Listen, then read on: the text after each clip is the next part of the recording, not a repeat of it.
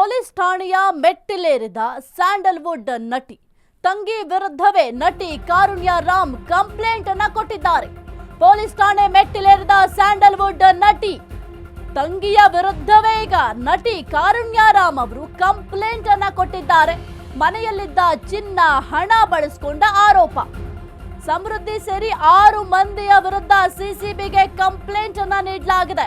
Business ನಲ್ಲಿ ನಷ್ಟ ಮಾಡಿಕೊಂಡಿರುವ ಸಮೃದ್ಧಿ, ಇನ್ನು 25 ಲಕ್ಷ ಸಾಲ ಪಡೆದಿರುವ ಕಾರುಣ್ಯ ರಾಮ್ ತಂಗಿ ಸಮೃದ್ಧಿ ಮನೆಯವರಿಗೆ ಮಾಹಿತಿ ಕೊಡದೆ ಹಣವನ್ನ ದುರ್ಬಳಕೆ ಮಾಡಿಕೊಂಡಿದ್ದಾರೆ. ಕುಟುಂಬದ ಒಳಗಿರುವ ಕಲಹ, ಹಣಕಾಸು ವಿವಾದ, ಅಶ್ಲೀಲ ಸಂದೇಶ, ಜಾಲತಾಣದಲ್ಲಿ ನಿಂದನೆ ಆರೋಪ. ತಂಗಿ ಸಮೃದ್ಧಿ ರಾಮ್ ಸೇರಿ ಪ್ರತಿಭಾ, ಕಪಿಲ್, ಪ್ರಜ್ವಲ್, ರಕ್ಷಿತ್ ಮತ್ತು ಸಾಗರ್ ಎಂಬುವವರ ವಿರುದ್ಧ ದೂರನ್ನ ದಾಖಲು ಮಾಡಲಾಗಿದೆ. ಇನ್ನು ಪೊಲೀಸ್ ಠಾಣೆಯ ಮೆಟ್ಟಿಲೇರಿದ ಸ್ಯಾಂಡಲ್ವುಡ್ ನಟಿ ಕಾರುಣ್ಯ ರಾಮ್ ತನ್ನ ತಂಗಿಯವರ ವಿರುದ್ಧವಾಗಿ ಈಗ ನಟಿ ಕಾರುಣ್ಯ ರಾಮ್ ಅವರು ಕಂಪ್ಲೇಂಟ್ ಅನ್ನ ಕೊಟ್ಟಿದ್ದಾರೆ.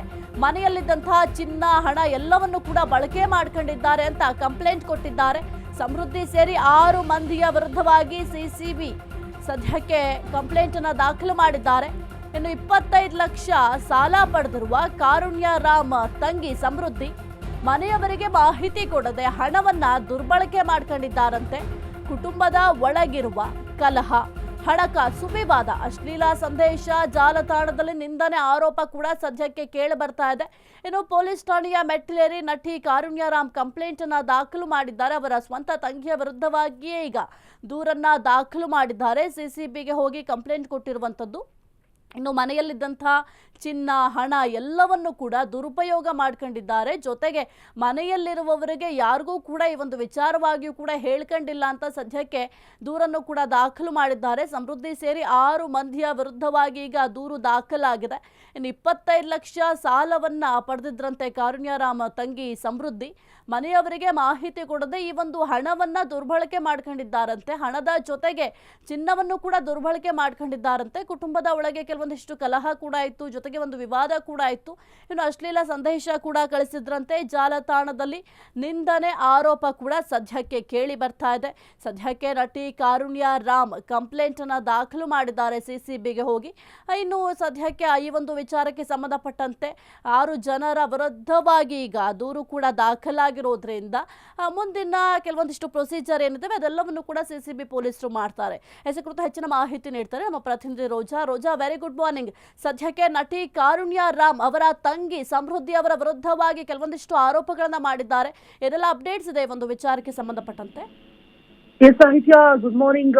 ಇನ್ನು ಕಾರುಣ್ಯ ರಾಮ್ ಅವರು ಒಡ ಹುಟ್ಟಿದಂತಹ ತಂಗಿಯ ವಿರುದ್ಧವೇ ಪೊಲೀಸ್ ಠಾಣೆ ಮೆಟ್ಟಿಲೇರಿರುವಂತದ್ದು ಸಾಕಷ್ಟು ಈಗ ಅಚ್ಚರಿಗೆ ಕಾರಣ ಆಗಿದೆ ಅಂತಾನೆ ಹೇಳ್ಬೋದು. ಬಿಕಾಸ್ ಸ್ವಂತ ತಂಗಿ ವಿರುದ್ಧವೇ ಕಂಪ್ಲೇಂಟ್ ಕೊಟ್ಟಿದ್ದಾರೆ. ಯಾಕಾಗಿ ಈ ರೀತಿಯಾದಂತಹ ಪರಿಸ್ಥಿತಿ ಬಂತು ಅಂತ ನೋಡ್ತಾ ಹೋಗೋದಾದ್ರೆ, ಕಾರುಣ್ಯ ರಾಮ್ ಅವರು ಮನೆಯಲ್ಲಿದ್ದಂತಹ ಚಿನ್ನ, ಒಡವೆ, ಹಣವನ್ನ ಕೇಳ್ದೇನೆ ಅಂದ್ರೆ ವಿತೌಟ್ ಪರ್ಮಿಷನ್ ತೆಗೆದುಕೊಂಡು ಬಳಕೆ ಮಾಡ್ಕೊಂಡಿದ್ದಾರೆ. ಒಂದಷ್ಟು ಬಿಸ್ನೆಸ್ ಗಳಲ್ಲೂ ಕೂಡ ಲಾಸ್ ಮಾಡಿಕೊಂಡು ಅಲ್ಲಿಗೆ ಈ ಹಣವನ್ನ ಹೂಡಿಕೆ ಮಾಡಿದ್ದಾರೆ ಅನ್ನುವಂತಹ ಕಂಪ್ಲೇಂಟ್ ಇದೆ ಕಾರುಣ್ಯ ರಾಮ್ ಅವರ ತಂಗಿಯ ಮೇಲೆ.